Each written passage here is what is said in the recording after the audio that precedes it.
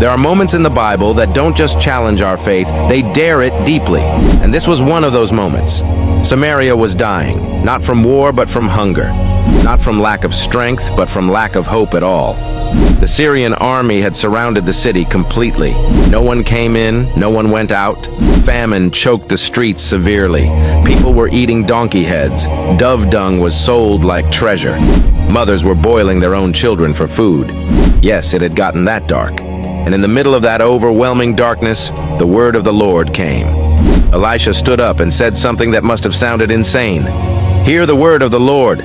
By this time tomorrow, food will be cheap and abundant in the gates of this very city." Wait, what? Tomorrow? One day? From starvation to surplus? Even one of the king's officials scoffed openly.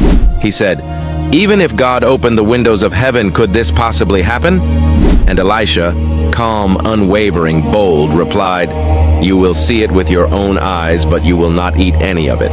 That was the prophecy, and heaven had already started moving powerfully. Meanwhile, outside the city walls were 4 lepers, outcasts, unwanted, dying slowly. And they looked at each other and said, "Why sit here until we die?" If they stayed where they were, they'd die. If they entered the city, they'd die. But what if they went to the enemy's camp? Maybe, just maybe, they'd live. It was a risk, a desperate gamble. But sometimes faith moves in the feet, not just the mouth. So they walked toward the Syrian camp cautiously. And when they arrived, silence, stillness, not a single soldier in sight. Tents were standing, food was steaming, gold and silver lay untouched everywhere. The army gone. Because while Samaria was praying and Elisha was prophesying, God was working behind the scenes. He had sent a sound, a heavenly hallucination. The Syrians thought a massive army was coming quickly. In fear, they fled, leaving everything behind. The lepers couldn't believe their eyes at all. They ate, they drank, they gathered treasure eagerly.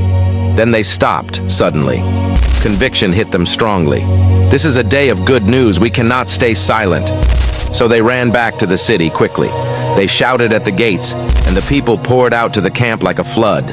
Food everywhere, barley and flour cheap and overflowing, just like Elisha said. And what about the doubting official? He saw the miracle happen firsthand. He stood at the city gate as the people rushed past him, and in the chaos he was trampled, just like Elisha said. He saw the promise, but he never tasted it. So what's the lesson? When God speaks, don't scoff, believe. When the situation looks impossible, remember, God doesn't need a lot of time. He just needs obedience.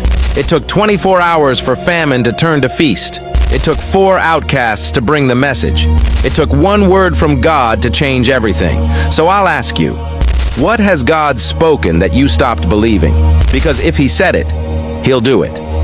Even if he has to make an army run from a sound. Even if he has to use lepers. Even if he has to shake the gates of a starving city, he will surely come through. If this message stirred your heart, don't scroll past. Share it with someone you love and drop "Come through for me, Lord" in the comments below. Thank you for watching. God bless you. Amen.